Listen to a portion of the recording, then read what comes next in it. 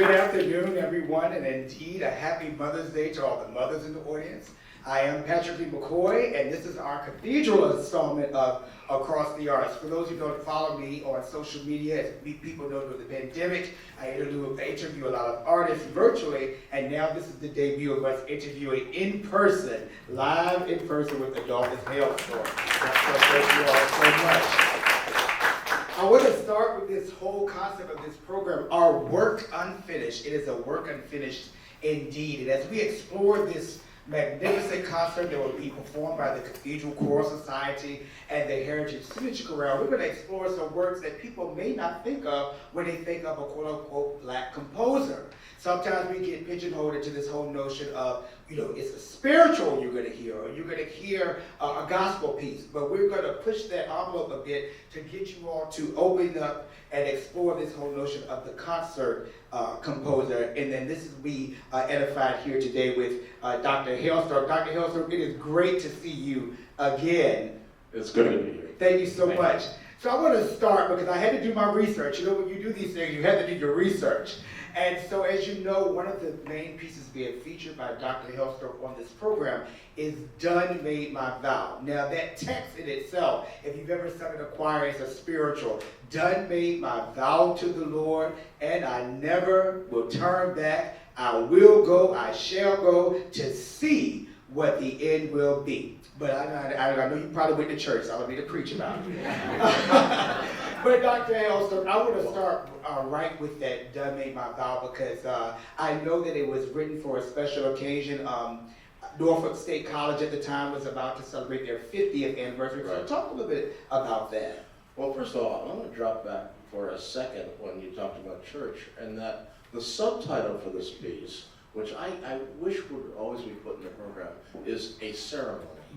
It is modeled after a church service with an opening invitation to participate and a closing benediction, and in the middle we have a prayer and we have a sermon, and all of that takes place, and so it's got this cohesive experience of a ceremony. So you weren't far off on that. That was my guiding principle in terms of crafting the work. I had, years ago, when my first job was in Youngstown, Ohio, and we formed a small African-American choir there. Actually, the students came to me and asked me if I would lead it. And I wrote a piece for it. Actually, it was Done Made My Vow, a little a cappella piece in which the names of particular African-American heroes were shouted out from the children, from the students, and the speaker would give the explanation of why these particular people were famous, such as Harriet Tubman, and of course Martin Luther King. And it would climax with the I Have a Dream speech. And that was just a little a cappella thing I wrote for them as a climax to the concerts we gave. And then it was Norfolk State University in Norfolk, Virginia. I had never heard of Norfolk, Virginia before I got the job down there. I don't know if any of you ever heard of Georgia Ryder. Georgia Allen Ryder was a brilliant educator who headed the music department at Norfolk State University. And she jumped the gun. I don't know, and some of you may know the history of the South. And in the history of the South, you're going to have two schools. It was a darn shame. I was shocked when I discovered what the situation was, but I had never lived in the South. And so we had the big school, which was all white on the other side of town, which was formed for whites and only whites, long before Norfolk State. And the black folks were left out, and they formed their own school. Got to be resourceful and resilient in this country. And they called that Norfolk State College. And that was formed in 35, I think it was. And in 85, they wanted a piece to celebrate that. Now, I think they thought they were going to get a little anthem. But they didn't know what they had hired. I don't know. I had written choral pieces all my life, but I saw this opportunity, and I said, "This is a grand occasion. I'm honored to have been asked." And I wrote this piece called "Made My Vow." I knew I had the center. The center was this little thing I'd written in Youngstown, and okay, how do I build around that? And so, okay, we have to have an intro.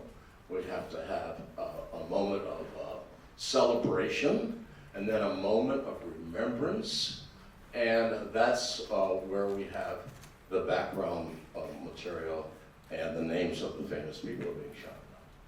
Then, after that, we have another celebration led by the soprano. And so that's our first entrance right after that, and I can tell you a funny story about that, about how we, this thing was performed, "Done Made My Vow" was performed in Detroit, I think more than any other city. And one year, back in the late 80s, I say 87, 88, the NAACP had their national convention there. And the city of Detroit decided they would give a performance of "Done Made My Vow" to the folks at the NAACP conference. And the "I Have a Dream" speech is located centrally, and weirdly, some people say weirdly, how can you surpass that? How can you, if you have the "I Have a Dream" speech, how can you follow that? Well, it turns out I did. You know, so the bonus step I took was to put that smack dab in the middle. And as soon as they got there, and the soprano hadn't even sung yet, the whole audience stood up and started cheering, clapping their hands, the whole 9 yards. And the soprano just stood there frozen. The conductor stood there with the baton raised, and we had to wait for them to calm down when they realized, oops, there's more. But anyway, it's the funniest moment of the entire performance history of this composition, which was written, by the way, back in '85. And since then, it's gone on to many different performances, some grand and some grin and bear it. And that's history. And I don't know if you want to know anything more, but it's been a fun experience, and perhaps the most colossal performance. And now, I don't want to, now I prejudice you that way, but a recent colossal performance was at Geffen Hall in New York City. They put together a particular choir just to do this piece, and had Simon Estes, if you don't know that name, you can look him up historically, a major bass baritone who sang with the Metropolitan Opera, come in and do the speaker part. Now, I thought that when I wrote the piece, that it should have, you know, a soprano soloist. How can you? Don't have many pieces without a soprano soloist. A tenor soloist, that would be nice too. And a child, because the child would represent our future. Now, remember, this is a historically black school. So they asked me to write the piece. It was not a commission. They did not commission it. But I wanted to do it, and lo and behold, instead of the little anthem I thought they were going to get, they get this colossal cantata that takes about 45 minutes to do. And it turns out the history of the piece has carried Norfolk State into history a little bit by representing their achievement and their boldness to have started a school when they're left out of the other school. That's amazing. But listen, it's two things that jumped out from you. 1995, I graduated from high school. And the other thing was, I can't resist this. So of course, you know, when you heard my bio, I'm an alum of Virginia State University, and of course, Norfolk State had roots in that. So a lot of times we call Norfolk State Little State. So no offense to anybody who went to Norfolk State, but that's what we typically do. So Dr. Hailstork, I would be remiss if I did not use this opportunity to really explore your prowess as a composer, because sometimes people have these talks and they're like, you have a composer, and we want to know, how do they compose? So what are some of the things that you consider when you're actually going to write a piece? Well, there are two. Did I turn it off? Sorry. Hello, can you hear me? There you go. Okay. the two main branches of composition, those with words and those without words. And I did both. If it's with words like this, then of course the text determines and dictates the structure of the piece. And that's what happened here. First of all, I had to put together what I would call the libretto, the organization of it, and that was fun. In my papers, I want to leave this one piece, this one idea. There were many different outlines for the composition. Now, where you have to, when you do this, you have to decide where you're going to put the main point. Where are you going to put the climax of the piece? Is there going to be an interior climax of the piece, like the end of the I Have a Dream speech? And then if you do that in the middle, what are you going to do after? And so it's called building. It's like when you go to theater. Okay, you all go to theater every day, whether you're watching something on TV or you're actually going to a theater, you're seeing theater. And so I think theatrically, and the scenes in a theatrical piece have what are called builds. You must build the scene, which is develop the dispute, the tension in the scene, and how you develop that tension, and where's the climax point before the cutoff, usually before a commercial or something. But you know, it's got to the scene must build. It's not flat, and so. Okay, I built the piece in scenes. See, this is something you're going to learn that the people downstairs won't know. Okay, I built the piece in scenes. The opening scene was come, acquire wisdom. Cling to learning and never let it go. That's the invocation, okay? And then the choir comes in singing the Done Made My Vow spiritual very quietly in the background. And then the next scene, the speaker says, come, now that we're entered the doorway of the cathedral, let us celebrate. And we get this very vivacious and complex chorus between the tenor soloist and the choir. And it goes back and forth, and in between is the speaker breaks in and says, hallelujah, hallelujah. Now, you and I have joined together over the years, and here we are in our place of worship, and we are celebrating the fact that we have endured to this moment. And so, and that climaxes, then the next, and with a mighty climax in the orchestra, and then it quiets down, and the next scene starts. The next scene is, now is a time for remembrance. And if you have your programs, you can follow along. Now is a time for remembrance. And that's when we bring out the names of famous people who have died in our names and have struggled to get us to this point. There may have been a day when even I would not be allowed on this stage, would not have been allowed on the stage talking about my piece. Who knows? But then this builds up. And underneath it, if you, now some of you old timers might remember, just like I do, the piece called We Shall Overcome. The choir comes in very quietly, humming that. And then there's a spot in the text where the choir switches to words. And it's a magical moment. Now the original words, I'll tell you something also the people downstairs will probably never know. And that is, you're going to get something for coming up 7 flights. And that is the original text for the climax of this scene is the I Have a Dream text, the I Have a Dream text. And right there, so let freedom ring from the sun, the choir starts intoning the we shall overcome thing. The effect is enormous. It is the most bone-chilling moment in the piece, and it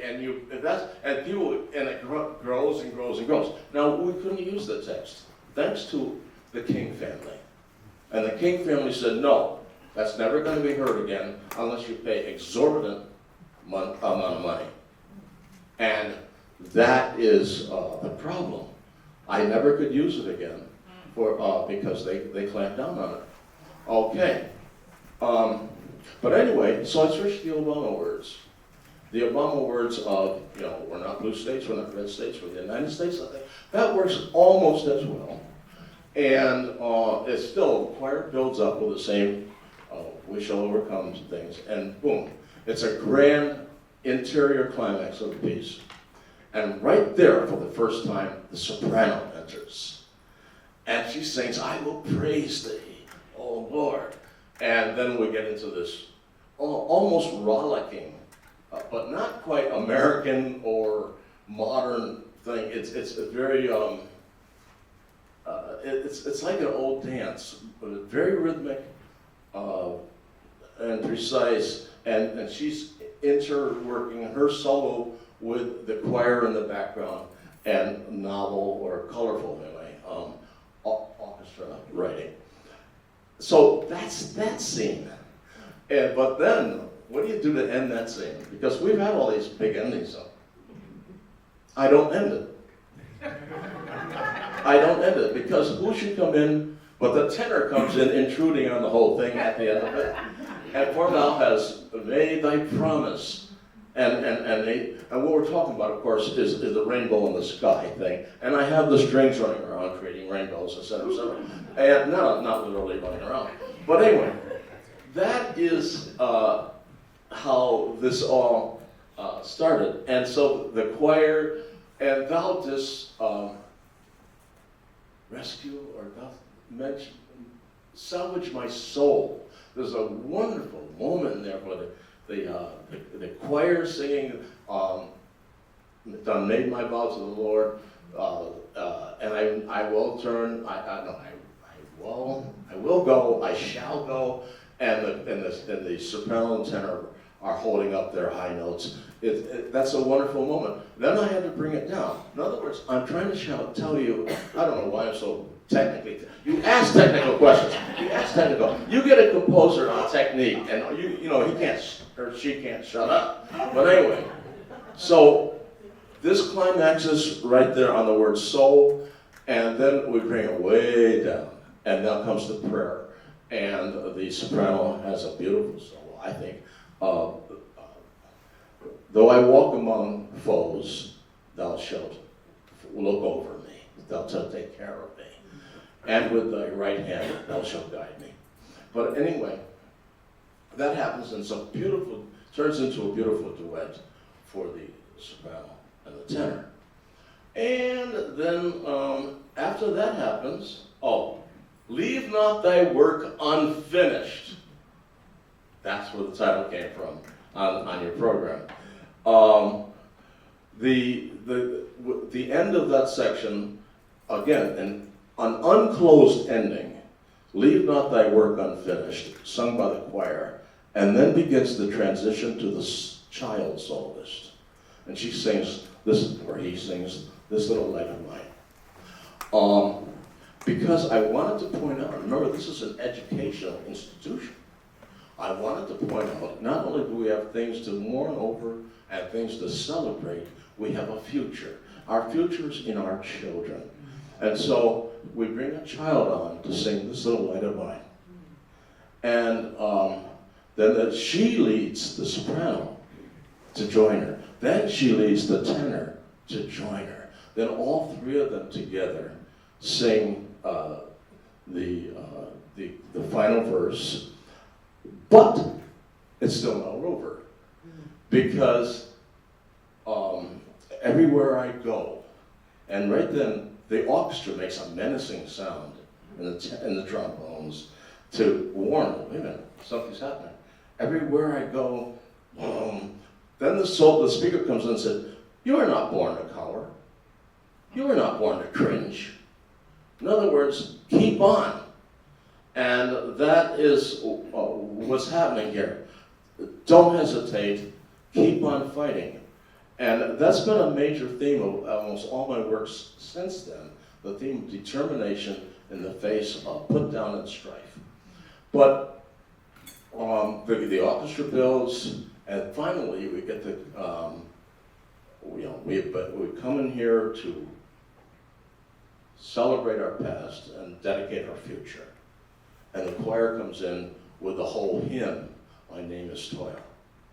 Then after that, then after that comes the closing benediction. Go. See, originally it was come, acquire wisdom. Now the speaker says, go. Acquire wisdom and never let it go. Cling to learning. And, I'm sorry, I think I got it wrong. Cling to learning, for it is your life. That's what it is. Cling to learning. Remember, this is an educational institution.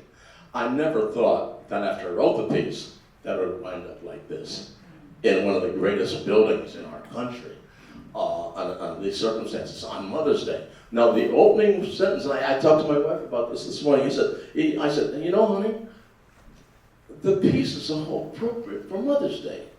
If you look at the opening line, it says, my name is toil, my mother is strength.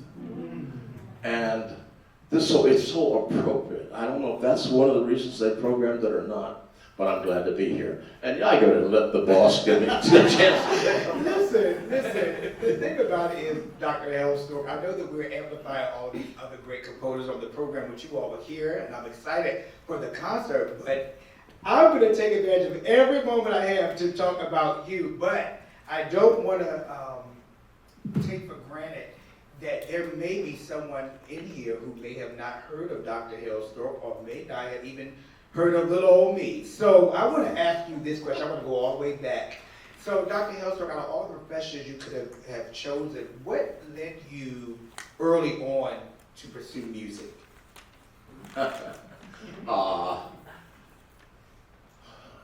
I fell in love with it very early on. And my earliest memory is walking up to the piano and hearing the angels in the upper part of the piano and hearing the devil in the lower part of the piano. That was the way I envisioned it. I was 4 or 5, like that, you know. And so I always had this fascination with the sound of music. And eventually I wound up taking a music aptitude test. I think it was 3rd grade, and they decided I had some aptitude and offered me a chance to study an instrument. Right, and this was in New York State. I don't know if they still do that anymore. And took us to an orchestra concert, we could pick out an instrument we thought we really loved. And I always tell people, I thought I picked out the harp and they gave me a violin. I think there's a slight difference in size and cost. And I started studying the violin in the 4th grade. I stayed with violin until I graduated from high school. Never became much of a violinist, but I appreciated the technique of the instrument, and I've been told by professional violinists that's effective anyway. But as for whether it should become an occupation, that's another thing. I just heard a fabulous orchestra out at a university you may have heard of called Stanford. Now, I have never heard a student orchestra like this. You have never heard a student orchestra like this, I bet. They're fabulous, absolutely fabulous. They did one of the hardest orchestra pieces in existence, the Don Quixote score by Richard Strauss. And I said, how the heck can kids do this? I noticed I said that, okay? And I said, it was amazing, amazing. He said, yeah, and there are only 10 people in there who call themselves music majors. I said, what? Yeah, and if they are music majors, they're music hyphen some computer expertise major. All of them were computer nerds. And it was a fabulous orchestra. Or was my main point. That, you know, it's how many of them will go on to music careers is another thing. For me, everything blossomed in high school. I started in junior high singing solos and stuff. Got to high school and did more and more singing, especially as a soloist. And sang in the choir, did fabulous choir music, had a stern but fabulous choir director, and had a very,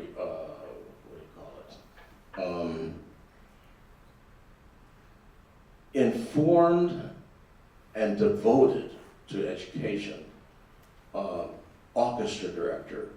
And she said to me, Gertrude Howard, I always say her name, said to me, you know, Hailstork, I heard you've been interested in doing some writing. Well, you know, if you write it, we'll play it. The greatest piece of educational moment I ever had in my life. And she did. I went ahead in my eagerness and wrote scores for the orchestra, and she had me do them and allowed me to conduct them. And there was never a turning back for me. I jokingly tell people I was in my 40s before I realized that some people choose their careers. Huh? It never even occurred to me to have another career. I mean, it was like a calling. It's the only thing I could do, and it's the only thing I wanted to do. And so I wanted to be a composer, and that was it. And so that's how that got started. Well, listen, Dr. Hailstork, I'm trying to think about my next question, but I'm all on your tie. Did you all see this cool tie he has on? All these music notes. Oh, yeah. Anything with music notes on, I get. But the reason I asked that question, because you kind of hinted on the point, a lot of times when you're in school, people don't consider the arts or music a real profession, or you're not going to make money and things of that nature. So you have to do other things that are going to really bring that part of yourself to be successful, quote unquote. And I'm going to give an example of that. Dr. Hailstork. I got to step in. Okay. I didn't either. Oh, you're supposed to make a living? I joke about this all the time. I think if you just hold it a little closer. I went to Howard. Now, when I went to Howard,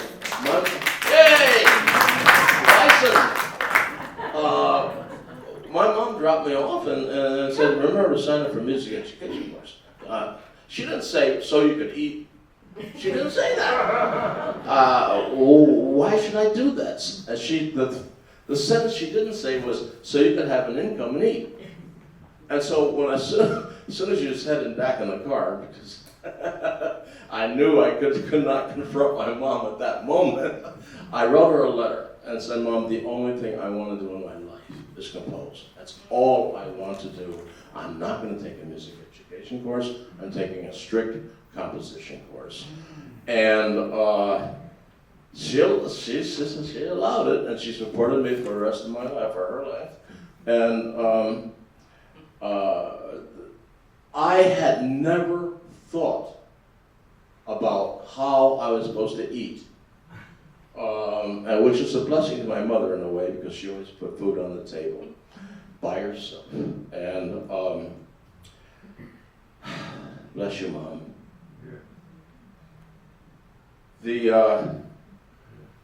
So I didn't think about that until I got to be a junior. I got into my master's degree at Manhattan School of Music in New York. And I said, okay, I'm having fun. I love it. It's a great place to be. And I just had enough money to pay off my little rent at the YMCA where I was living. And I never thought about the big picture until I finished my 2 years in the Army. I had taken ROTC. And what do I do next? Well, first of all, when I got out of the Army, Dr. King had been assassinated. I said, I noticed the word doctor. And it wasn't a medical doctor, and I didn't even know anything about it. And so I went and I said, oh, where can I go to school to get a doctor in music? And wound up in Manhattan, Michigan State University. And I said, okay, that's when I said, what do I do now to eat, stay alive? And I said, you gotta teach.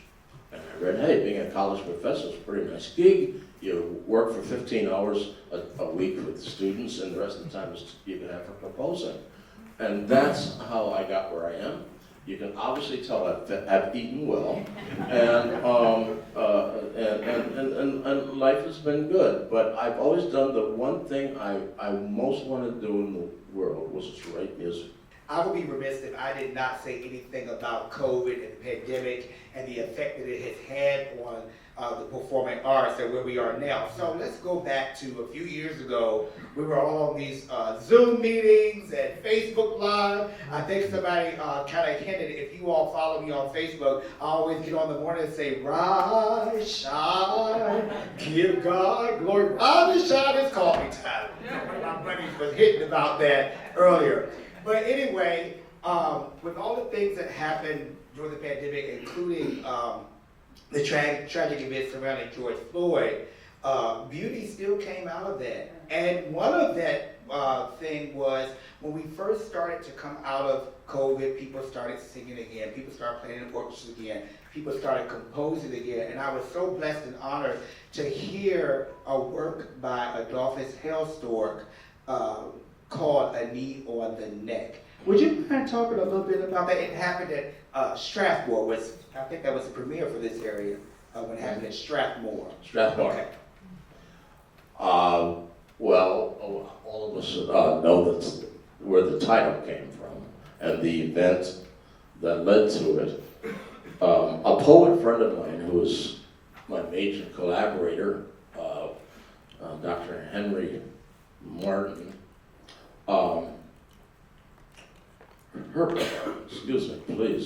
Herbert Martin, I knew that was wrong, wrote me and sent me a text within about 1 week of the murder of George Floyd. And I said, what'd you send this to me for? You want me to send it? Because I was busy with other pieces at the time. He said, yeah, would you? And so I did send it. And it's caught on a little bit. I mean, it's a big piece. It's expensive to do because you got 3 professional soloists and a large choir, a heavy-duty orchestra, and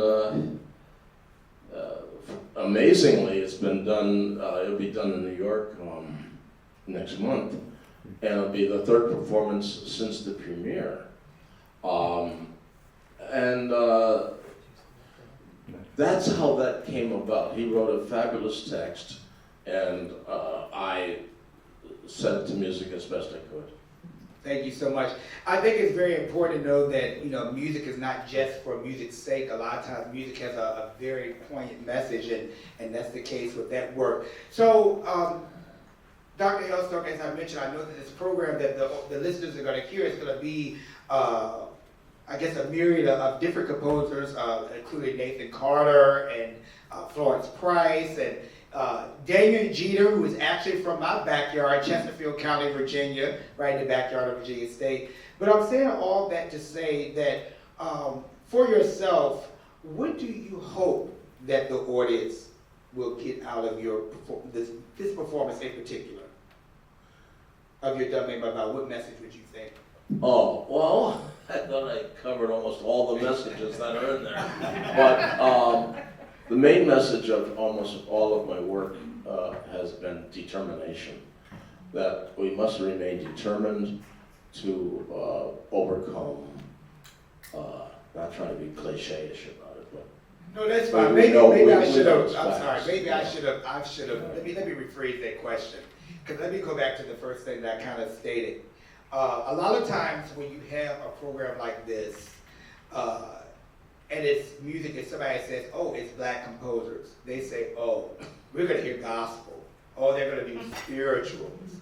It's never a consideration that the work is going to be in a Western European classical style from a black composer. And a prime example is that, in my opinion, and I may get in trouble for this, at the recent coronation, there was an all-black choir who sang. But in my opinion, that style was not what we call gospel here in the States. It was joyful, it was exuberant, but in my opinion, it was not gospel. So I want to go back to this, I guess this whole notion or this idea of amplifying the full breadth of the choral musical experience from a black composer. And I think that when I hear your music, I don't sit and say, oh, this is a black composer. I think, oh my God, that's an excellent work. Wonderful. The fact that we're going to hear this whole concert today, where you're going to implore these professional soloists and orchestra, I think that's where I was trying to give you your kudos and bring that aspect out, but that you're so much more. You are a complete musician. And first of all, I want to give a round of applause just for you being here.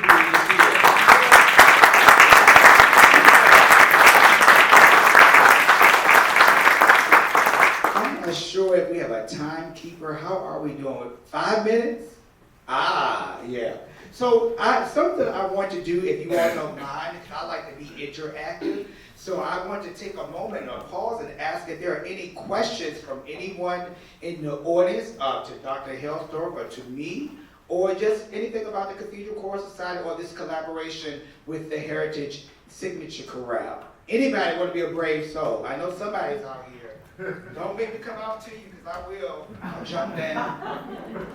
Come on, somebody. Oh, here we go. I don't know much about these works, and that's why we're here, so we can learn. Did President Obama hear this production? Has he heard it before? She wants to know if President Obama had heard your work and know that the text is... No, because remember, he was a public servant, so I had easy access to his works. And most of what I used came out of the 2004 speech they gave at the convention, that famous one, red states, blue states, etc.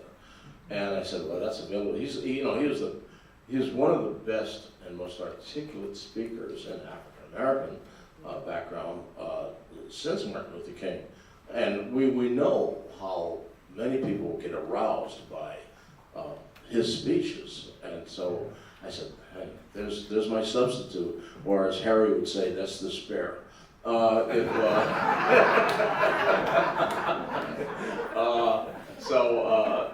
Unless the King family ever releases the I Have a Dream speech again, it will be the Obama speech. Thank you for being a brave soul. Anybody else? Anybody? Oh, yeah. Not really a question. If you could follow up about your purpose or the goal of most of your work, you said it was related to determination. Yes. Well, when I was in college finishing up my doctorate, all heck was breaking loose in the United States. Now, I don't know if anybody's here from that age, but I'm talking about the 60s, the late 60s. And I hit campus straight out of nose. And it was, the country was in turmoil. And on one hand, you had the civil rights movement. On the other hand, you had the anti-Vietnam War movement, protests. And on the other hand, we had at least 3 major assassinations. The 60s were a mess. And when we would have meetings on campus, when remember the old teach out days when, okay, we're closing down the place, we're going to talk about something really serious here. And I would go to the meetings of the Black Student Union and see what they're saying, and et cetera, et cetera. But one thing that I walked away from one of those meetings was the statement that we have to do what we can with what we can. Each person, each individual. Is there any contribution you can make to the struggle? And I said, that gives me some direction for my work, and that's not all I've done. Now I got to talk to you a little bit about me. You might sit up here and say, he doesn't sound like someone that I heard that. Look I am a northerner. I am European trained. What? I did not go to a black church. So the whole black experience was not part of my youth, but it became part of my adult determination. See? And the definition of black being only Southern black is a questionable thing, and then you get into real Donnybrook about that. But I'm a Northern black, and I'm a European trained black, meaning that I learned all to the tricks that Bach learned, and Mozart learned, and Beethoven learned, and Brahms learned, etc. Plus learned my spirituals.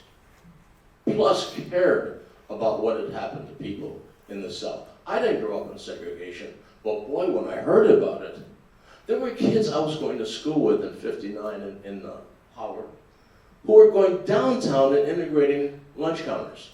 And I didn't know a thing about it. Didn't know a thing about it. I was just, nose to the grindstone, I'm gonna get this degree. Okay? So, I've had this, my knowledge has been an acquired knowledge. And it's been a knowledge based on caring. And before the Mayflower, I read that while I was working on my doctorate. Didn't know anything about it until then. So I call myself a cultural hybrid, and I'm proud of that, and that's who I is. That's I. So, when I taught at the black school, I taught at Norfolk State University for 23 years. I did code switching. I did not speak like this. If I spoke like this, where he come from? And so, I couldn't reach the kids with that. And so I code switch and say, yeah, y'all, how you doing? I remember a faculty member saying, that's the first time I ever heard you say y'all. But it's a different experience being moi. Okay, but I try to challenge moi into being. I've got some good friends here who know this whole story, and I try to be of service. It's a career of service. If all I can do is write some pieces of music and maybe get some thoughts and messages of inclusion, determination, go forward. I like to say in my music, pay homage to the tragedies of African Americans, but also the triumphs, and pass the message on through determination. So that's it. Wow.